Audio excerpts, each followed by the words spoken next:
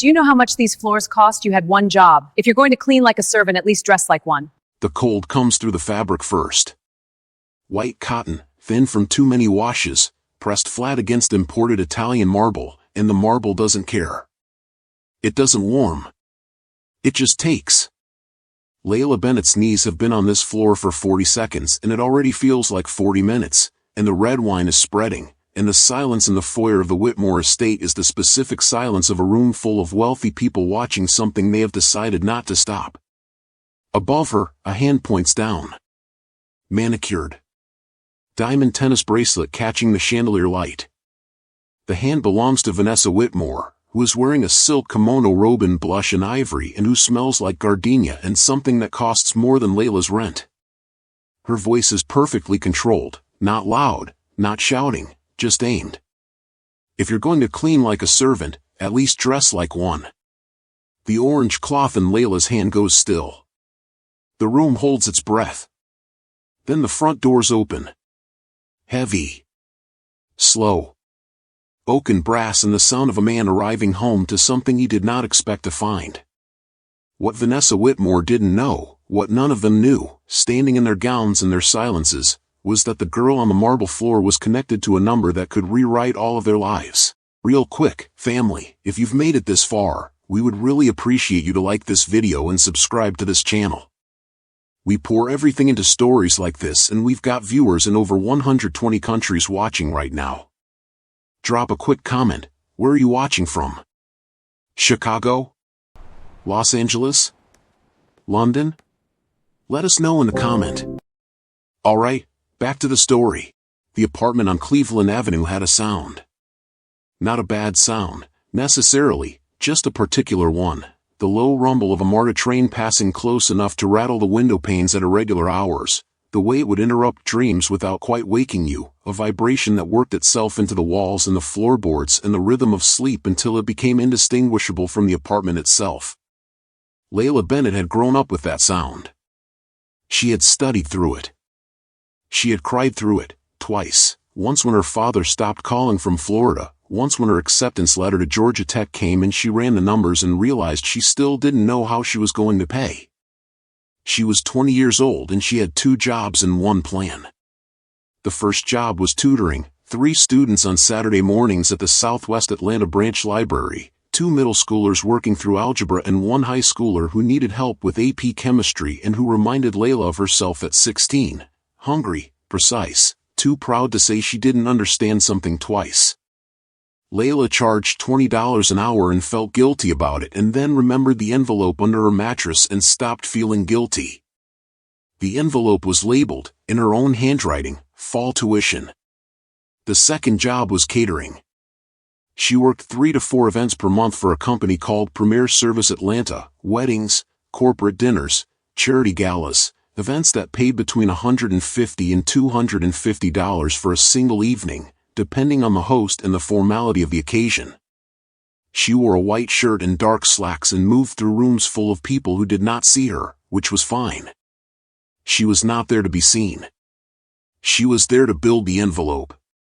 The Whitmore Foundation Gala paid $200. She had almost skipped it. She had a cybersecurity midterm the following Monday, a brutal one, covering network intrusion architecture and zero trust frameworks, the kind of exam that required a clear weekend and a clear head and not a late Saturday night on her feet carrying trays through a Buckhead mansion. She had stared at the schedule and the assignment sheet side by side on her laptop and done the math 3 times, and the math kept coming out the same. She needed this shift. The envelope was $43 short of what she needed for the fall payment deadline. So she took the job. But there was another reason, one she hadn't told her mother. 3 weeks earlier, in her cybersecurity policy class, a professor had used Whitmore Dynamics as a case study in public-private infrastructure security partnerships. The company had been awarded a federal contract to modernize grid security for the southeastern United States, a project that required the kind of cybersecurity architecture that Layla had been writing thesis notes on for 8 months. She had stayed late after class to ask questions. She had gone home and read every public filing Whitmore Dynamics had released in the past 2 years. She wanted to understand that company from the inside. And now they had invited her, in a manner of speaking, to come stand in it. The night before the gala, Monica Bennett sat on the edge of Layla's bed and braided her hair, a habit from childhood, the only one they'd kept. Monica was still in her nursing aid scrubs from the afternoon shift at Grady Memorial Hospital. Her fingers smelled faintly of the lavender hand lotion she kept in her locker. She worked slowly, carefully, the way she did everything. "You nervous?" Monica asked. "It's a catering job, Mom." "I know what it is." A pause. A gentle tug. "I also know that look." Layla was quiet. Monica divided the last section. Her hands stilled for a moment. "Baby, never let someone make you small. Floors are meant to be walked on, not to measure your worth." It was not the first time she had said it. It was the kind of thing that had been said enough times that Layla carried it without knowing she was carrying it, the way you carry a posture, or a reflex, or the memory of a sound that has become inseparable from home. She kissed her mother's hand. She put on her white shirt. She took the MARTA downtown. She had no idea what was waiting in that foyer. This chapter does not belong to the villain. It belongs to the woman who became one, and the distance between those two things is the part that matters. Vanessa Carmichael grew up in Birmingham, Alabama, in a house that was comfortable in the specific way of houses that are not quite enough: good neighborhood, modest rooms, a mother who clipped coupons discreetly, and a father who sold insurance and coached youth soccer and never once made his family feel they were lacking, which was its own kind of love and its own kind of lie. Vanessa understood the lie early. She understood it the way that socially intelligent children always understand things, not through being told, but through watching. Through learning the grammar of rooms she entered. Through noticing which women got listened to and which ones got talked over, and determining, with the calm precision of a 10-year-old who has already decided what she intends to become, which category she was going to occupy. She was going to occupy the first one. She met Elliot Whitmore at a Duke alumni mixer in Charlotte when she was 26. He was 31, already building what would become Whitmore Dynamics, already the kind of man that other men watched enter rooms. She was working in marketing for a hospitality group and was the best-dressed person at the event, which was intentional, and had been since she was 17. They dated for 14 months. He proposed at a restaurant overlooking Lake Norman. She said yes before he finished the sentence. What she had not fully anticipated was the specific loneliness of marrying someone whose name was larger than both of you in every room you shared. Atlanta received Vanessa Whitmore with the particular welcome of a city that is very good at smiling. The charity boards included her. The Buckhead social committees invited her. Her photograph appeared in Atlanta magazine twice in the first year, once at a gala, once at a ribbon cutting, always just slightly behind Elliot's shoulder, always perfectly lit, always exactly right. And yet, the galas were hers. This was the thing she held. The Whitmore Foundation had been established in her name as much as his, technically, joint philanthropic venture, the board documents said. But in practice, it was Vanessa who built the donor relationships, who selected the beneficiary organizations, who hired the caterers and approved the florals and sat with the event coordinator for 3 hours going over the placement of a single table. It was the one domain in which she was not adjacent to Elliot's achievement but actually, demonstrably, the one in charge. And so she protected it with the vigilance of someone who knows, underneath the vigilance, that what you protect as hard is something you are afraid of losing. Her habits around staff had developed slowly. She did not think of them as cruelty. She thought of them as standards. She corrected mistakes loudly because silence allowed them to repeat. She mentioned the cost of things, the Carrara marble, the imported crystal, the catering contract, because she believed that people worked harder when they understood the value of what they were handling. She was not performing for the donors when she reprimanded a server. She was maintaining the environment she had built. This is what she told herself. The truer thing, the thing she had not examined directly in the 16 years since moving to Atlanta, was that the corrections gave her something she could not name cleanly. A position. A clarity. A moment in which she was unambiguously the person with authority and someone else was unambiguously not. In a life where her authority was otherwise always borrowed, always adjacent, always framed by her husband's name on the building, those moments were the ones that felt most like she existed on her own terms. She had inspected the catering staff when they arrived at 6:15, the way she always did, walking the line, checking the whites of their shirts, the polish of their shoes. She had paused in front of Layla longer than the others. Not because of the shirt, which was fine. Not because of the shoes, which were clean. Because of the eyes. The way Layla looked back at her with a quiet, focused attention that had no deference in it. Not rude. Just present. The eyes of someone who was also reading the room, which Vanessa did not find comfortable in people she had hired for the evening. Try not to embarrass the company, she said.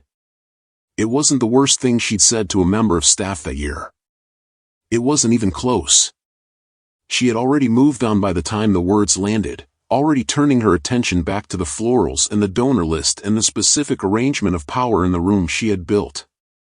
She had no idea what was about to walk through her door.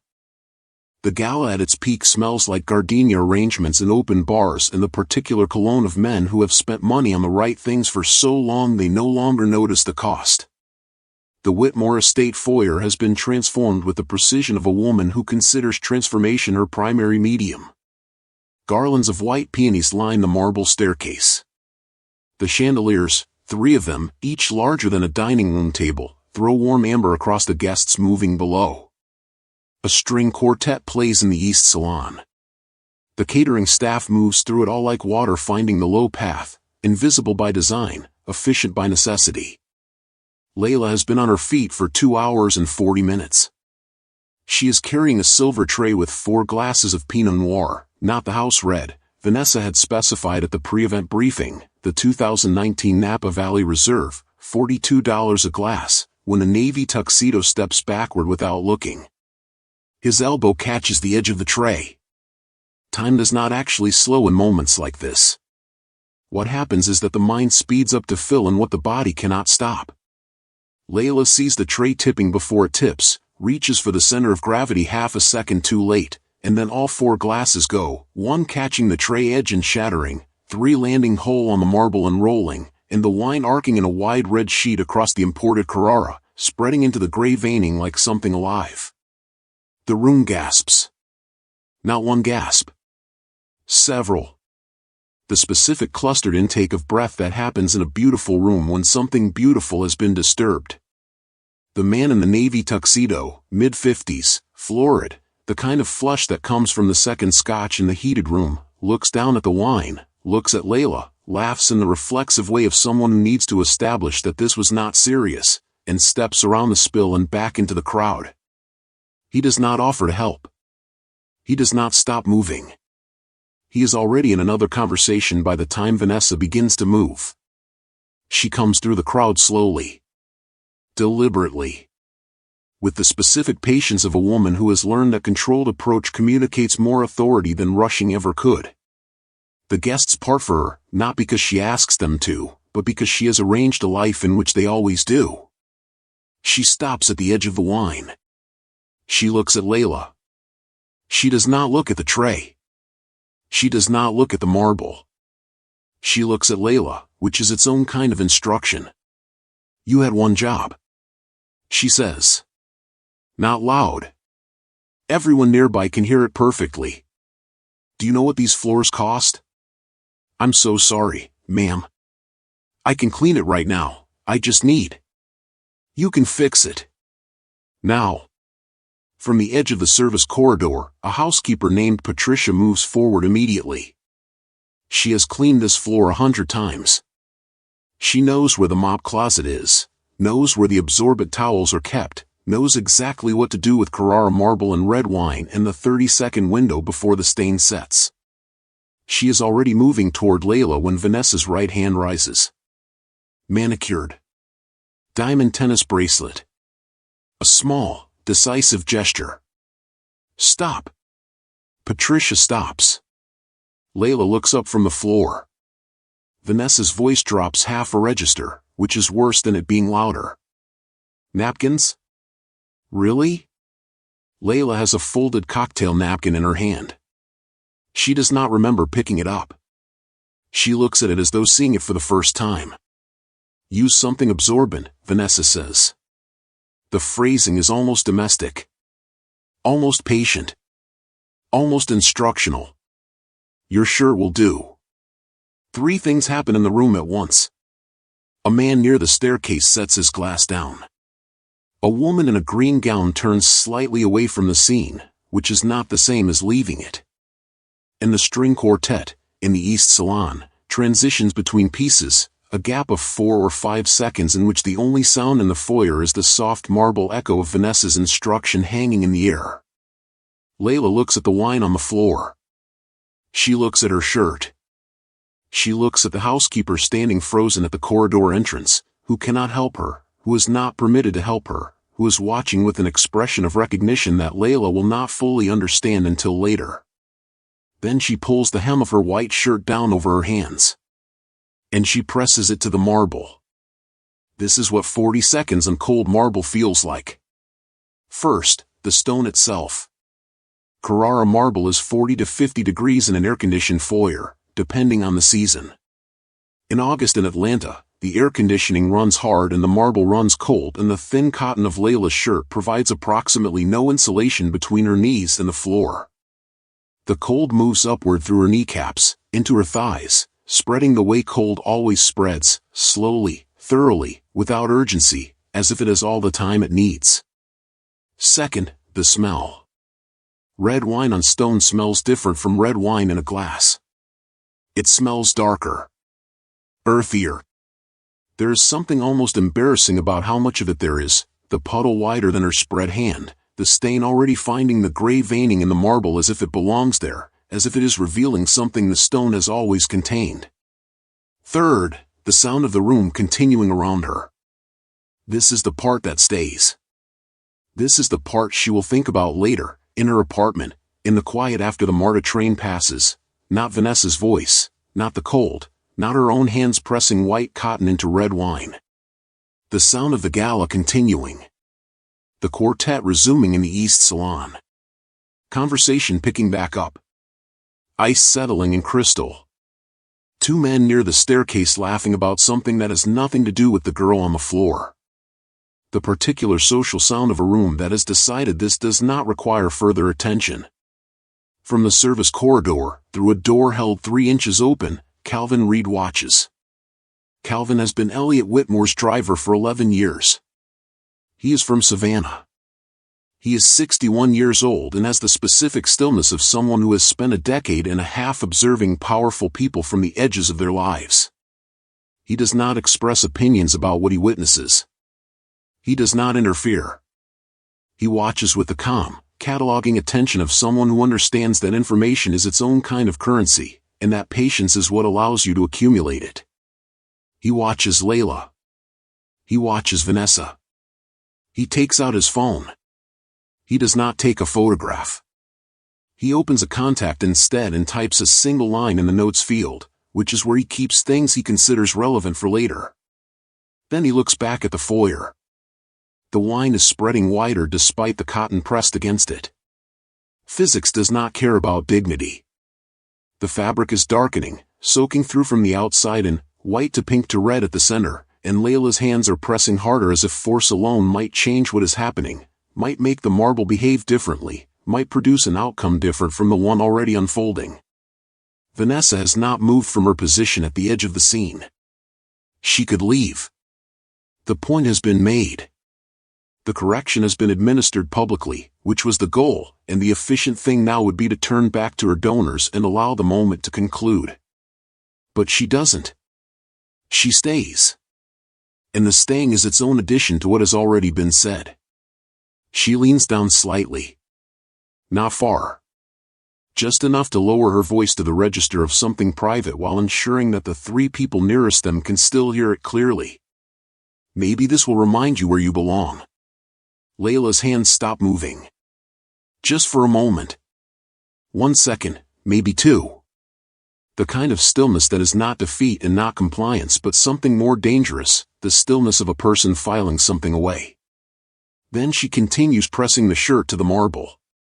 A woman in a yellow gown near the staircase turns to look at the painting behind her, which is a Basquiat print that Vanessa selected herself and which has nothing in it that requires this much attention at this particular moment. She turns to it anyway. A man in a gray suit checks his watch. A younger woman, early 30s, Buckhead Junior League earrings, the particular expression of someone making a decision, opens her mouth. Closes it. Picks up her champagne. Nobody moves. Outside, on Peachtree Road, a black SUV turns through the estate gate. The headlights sweep across the stone facade.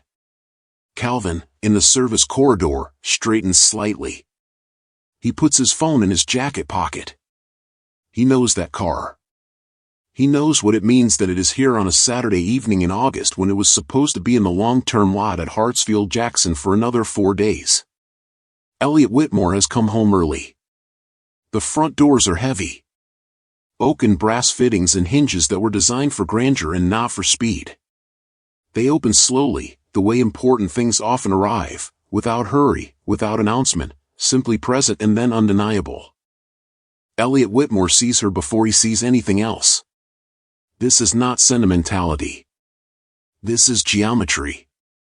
The foyer of a 14,000 square foot mansion has a single focal point when you enter through the front doors, the center of the marble floor, where the circular inlay meets the base of the main chandelier directly above.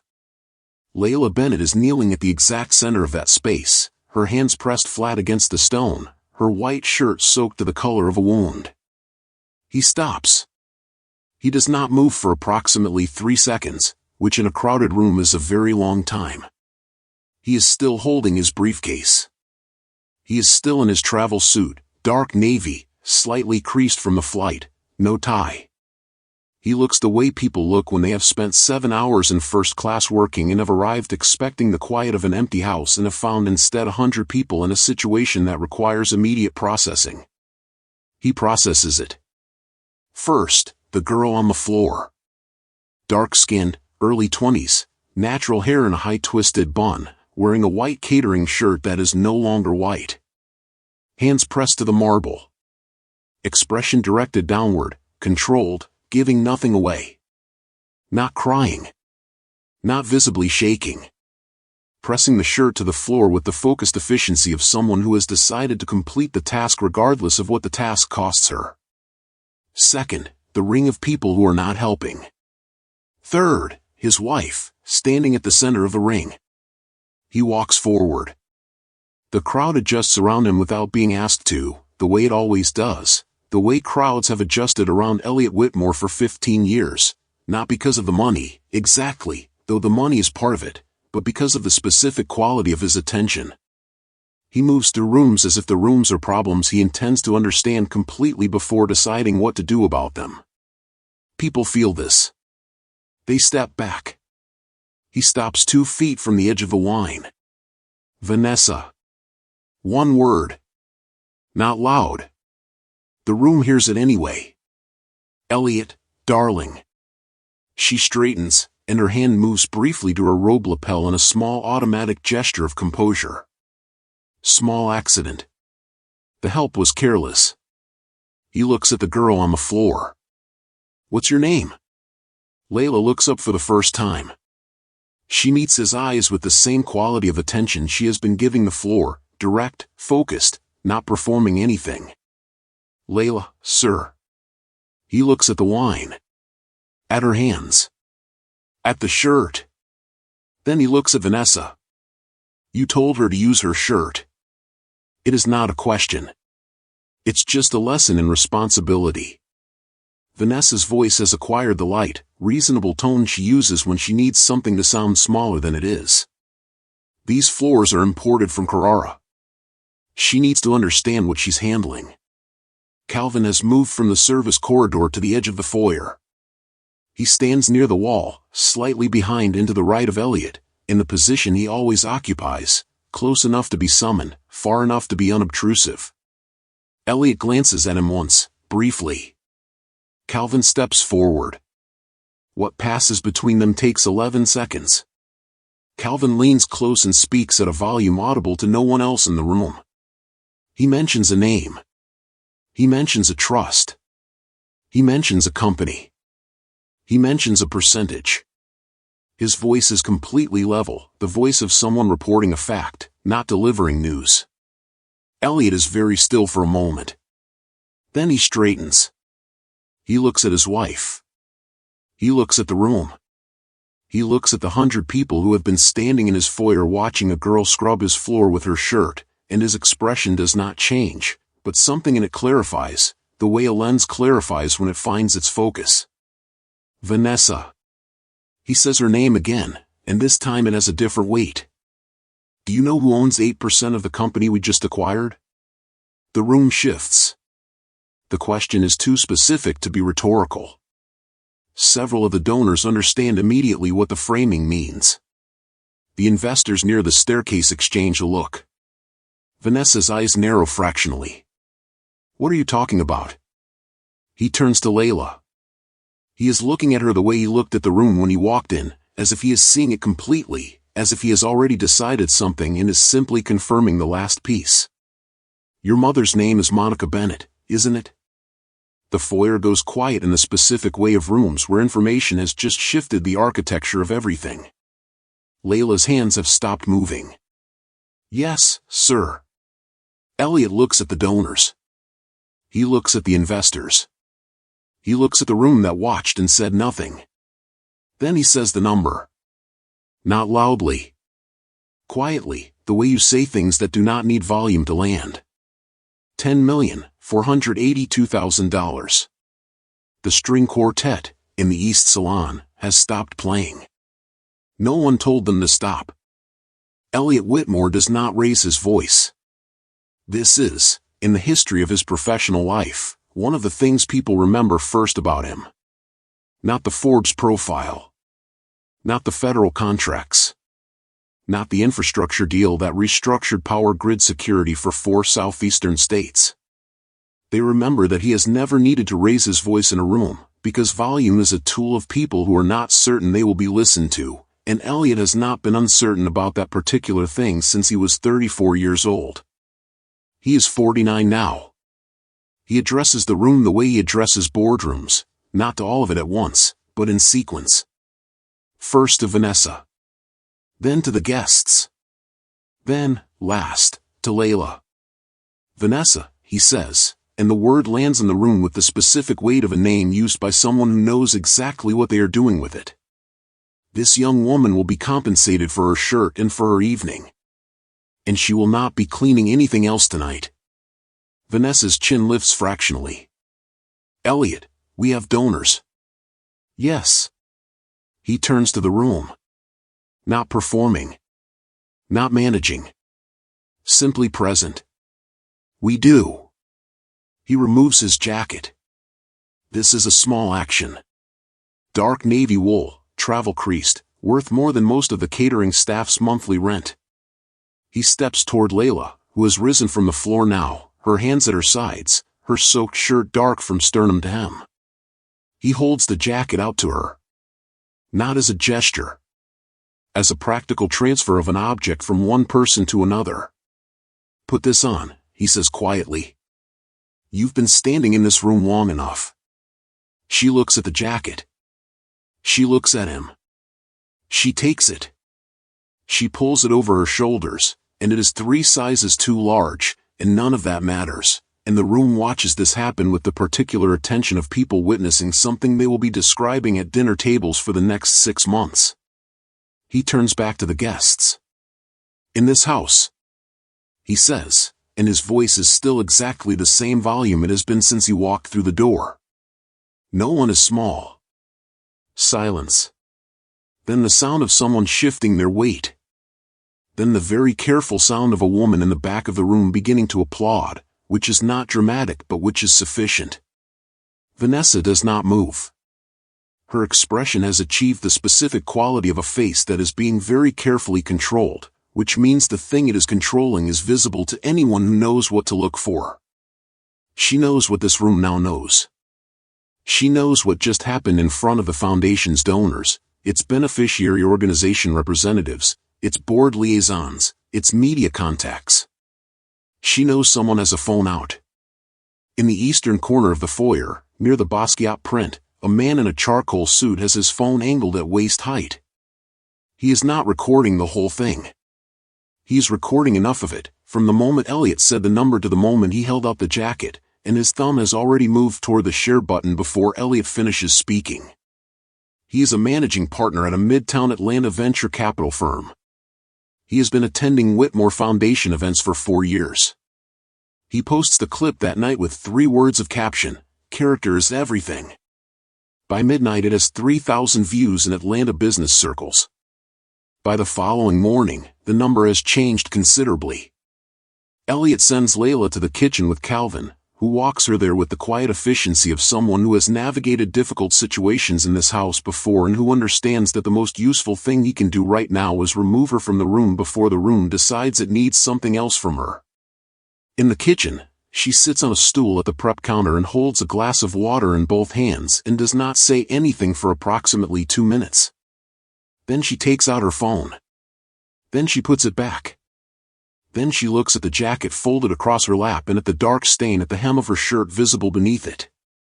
Then she picks up the glass again and drinks. The first thing to go is the charity board. Not dramatically. Not in a meeting where someone reads an indictment. In the specific institutional way of organizations that need to protect their own standing before they protect any individual member of it, a phone call from the board chair on Monday morning, warm in tone and precise in implication, suggesting that given the recent social media attention surrounding Saturday's event, it might be wise for Vanessa to step back from her chair position on an interim basis while the foundation assesses its communications strategy. Vanessa listens to this on her phone in the sunroom of the Buckhead estate with a cup of coffee that goes cold while she is listening. She agrees to the interim arrangement. She says, "Of course, I completely understand." She hangs up and sets the phone on the table and looks at the garden outside the window, which is immaculate, which she had landscaped 3 years ago at considerable expense, which is hers in the way that everything here is hers and is not. The clip, by Monday morning, has 47,000 views. The caption, "Character is everything," has accumulated 900 comments, most of which Vanessa does not read, some of which she does, none of which are useful to her. The clip has been picked up by 2 Atlanta business media accounts and 1 national leadership ethics platform that posts it with the caption, "When company culture starts at home." It has been shared 17 times in a closed Facebook group for Atlanta nonprofit professionals. It has been screenshotted and distributed in a group chat among 4 Whitmore Foundation sponsor contacts. By Tuesday, one of those sponsor contacts sends a brief email to the Foundation's development office. They will not be renewing their annual support commitment at this time. A second sponsor sends a similar email on Wednesday. By Thursday, a lifestyle blog that covers Atlanta philanthropy publishes a piece with a side-by-side image layout, a photograph of Vanessa at a 2022 Foundation gala, smiling beside a donation check for a South Atlanta youth program, positioned next to a still frame from the clip. The caption beneath reads, "Before/after." The piece does not use the word hypocrite. It does not need to. Vanessa's PR contact tells her to say nothing. To wait. To let the news cycle move past it because news cycles always move past things and silence is the only strategy that doesn't accelerate the problem. Vanessa tries saying nothing. It lasts 4 days. On Friday evening she posts a statement to her personal Instagram account. It is 4 paragraphs long. It acknowledges that the evening did not reflect the values of the Whitmore Foundation. It uses the phrase "high standards for all our staff" in a way that implies the standard was the problem rather than the application of it. It does not contain the word "sorry." It does not contain Layla's name. The comment section fills within the hour. Her PR contact calls at 9:15 p.m. and uses, very calmly, the word "counterproductive." Vanessa takes the post down at 9:40. On Saturday, exactly 1 week after the gala, Elliot holds a brief press call. He is in his office at Whitmore Dynamics, not at the estate. He addresses the restructuring of the Whitmore Foundation's leadership. He announces that foundation operations will be overseen by an independent executive director going forward, with a new board structure emphasizing community representation. He thanks Vanessa for her years of work building the foundation's donor base. The phrasing is precise and generous and final. Vanessa watches the press call on her laptop in the sunroom. She does not call him afterward. He does not call her. That evening she takes a long bath and does not think about the marble floor, or the girl on it, or the way Elliot looked at her across the width of the foyer with an expression she had never seen on his face in 19 years of marriage. She does not think about it because thinking about it requires looking at it directly, and she is not ready for that yet. But she is getting closer.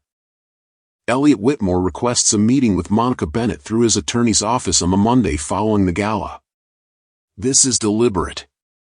He has considered how this contact should be made and has decided that any informality would be wrong, would feel transactional, would feel like the specific patronizing proximity that wealthy men sometimes offer to people whose circumstances they have witnessed, as though witnessing creates an obligation they get to define. He does not want to define it. He wants Monica Bennett to define it. So the request comes through formal channels, with a clear statement of purpose and a clear assurance that there is no obligation to accept, and that his interest is in a conversation and nothing more unless she determines otherwise. Monica reads the letter at the kitchen table in her nursing aid scrubs. She reads it 3 times. Then she calls her cousin Darnell, who is the founder of the cybersecurity startup that started all of this, and who is the reason she has 8% equity in a company she believed in before anyone else did. Darnell says, "Monica, meet with him." Monica says, "I know. I just needed to hear you say it." She meets with Elliot the following Thursday at his attorney's office downtown. She brings Layla. The meeting lasts 1 hour and 20 minutes. Elliot is direct and does not make the directness feel like pressure. He explains the equity situation clearly. He explains what it means for Monica's financial position going forward. He explains what Whitmore Dynamics' next federal contract phase requires and how Monica's board position will factor into the governance structure. He does not mention the gala. He does not mention Vanessa. He speaks to Monica the way he speaks to any significant stakeholder, with the precise respect of someone who understands where the power in the room actually sits. Monica listens with her hands folded on the conference table. Then she asks 3 questions, each one more specific than the last, and Elliot answers all 3 without hesitation, and when the meeting is finished she stands and shakes his hand and says she will consult with her attorney and be in touch by the end of the week. She is in touch by Wednesday. The conversation about Layla happens separately, in a smaller meeting, just the 3 of them plus Calvin, who sits near the window as he always does. Elliot makes 2 offers.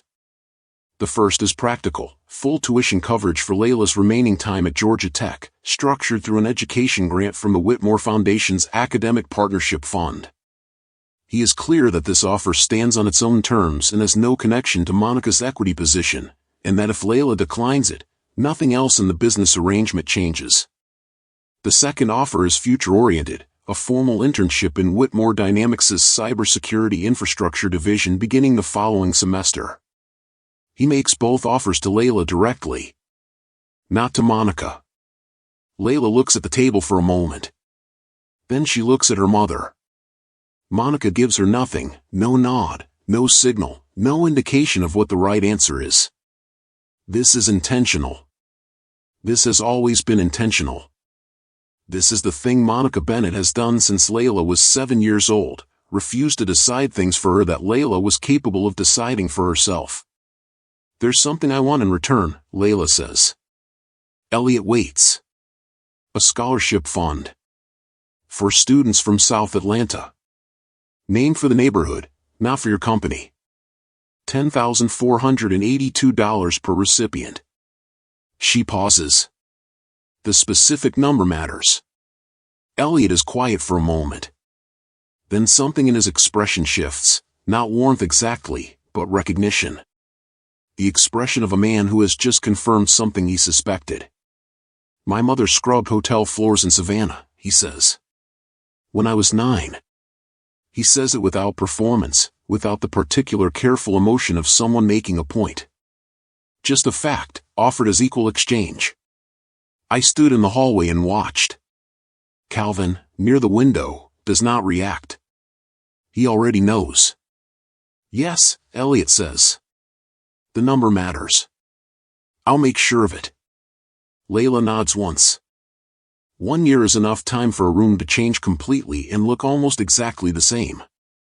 The Whitmore Foundation has relocated its primary event operations to a smaller venue in Midtown, a renovated event space in a former textile building, exposed brick and high ceilings and the smell of old wood, nothing imported, nothing Carrara. The foundation's new executive director is a woman named Dr. Billionaire who grew up in Decatur and spent 12 years running nonprofit housing programs before Elliot recruited her. The donor list is smaller. The events are less elaborate. The work being done is more. Layla is here on a Tuesday afternoon in late September because she is an intern now, Whitmore Dynamics Cybersecurity Division, 12 weeks into a 16-week placement, working on the grid security infrastructure project she has been writing thesis notes about since the previous spring. She has a badge. She has a desk.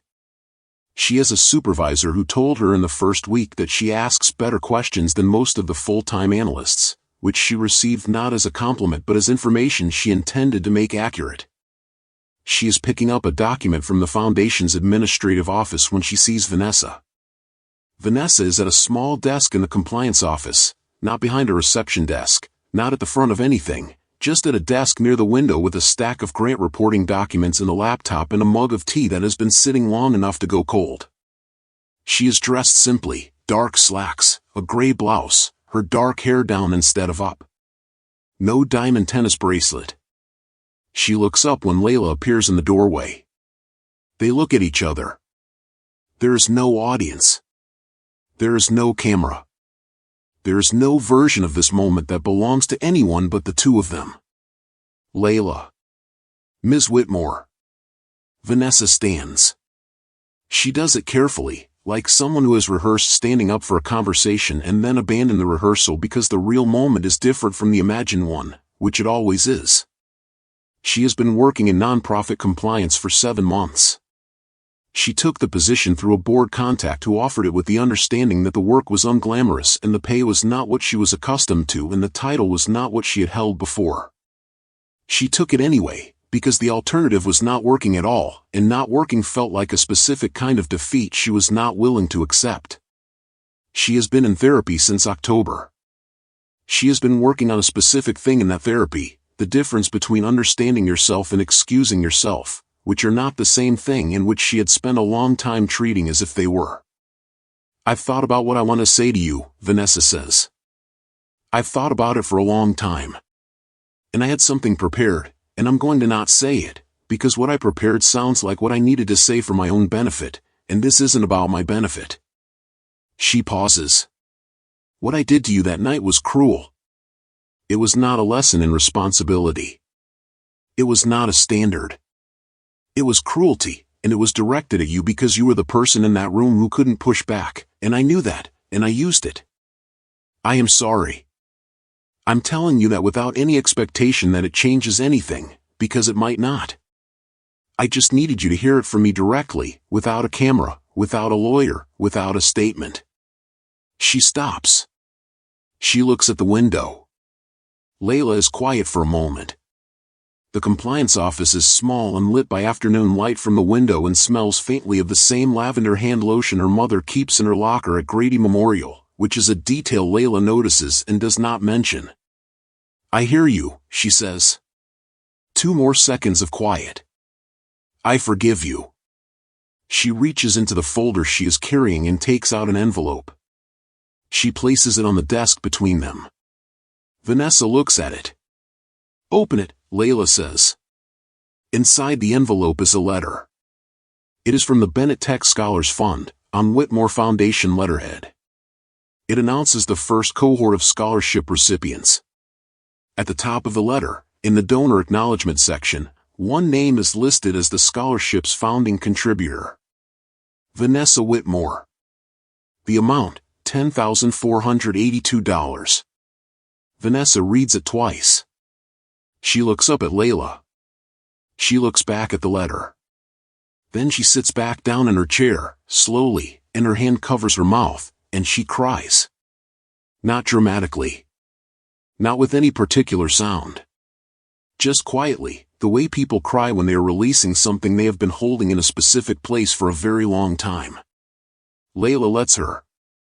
Then she picks up her folder, and she says goodbye, and she walks out of the compliance office into the afternoon. The South Atlanta Community Center on Cleveland Avenue has a parking lot that is never quite big enough and fluorescent lights in the main hall that buzz faintly if the room gets too warm, which it does tonight because there are more people than the chairs can hold, and some of them are standing against the back wall, and none of them are leaving. The first Bennett Tech scholars are announced one by one. 7 names. 7 young people from South Atlanta with plans and plans and plans, engineering programs, cybersecurity tracks, information systems degrees, the specific hunger of people who have been told their entire lives that the rooms they want to enter are not for them and who have decided not to believe it. Monica Bennett is in the 3rd row, still in her nursing scrubs from the afternoon shift at Grady Memorial. She came straight from work. She would not have missed this for anything in the world, and the scrubs were not going to stop her. Elliot Whitmore is in the back of the room. No donor table. No spotlight. No one has introduced him or acknowledged him or asked him to say anything.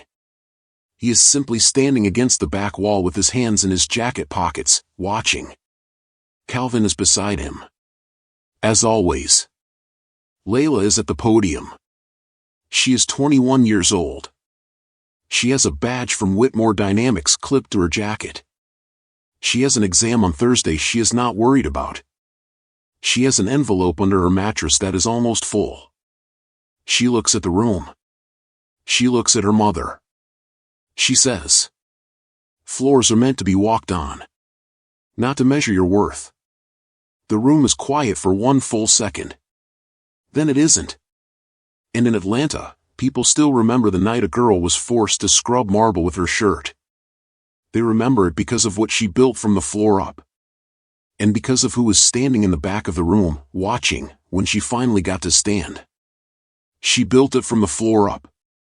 Not from the mercy of the man who walked in. Not from the apology of the woman who pointed. From the moment she pressed her hands to that marble and decided, without an audience, without a camera, without anyone watching who mattered, that she was going to finish the task. That she was not going to break in a room full of people who had decided not to see her. Think of every person you've ever walked past when you could have stayed. Think of every room where the music kept playing and the ice kept settling in the crystal and nobody moved. If this story stayed with you, share it. Because the next Layla Bennett is in a room right now. And all she needs is for someone to not look away.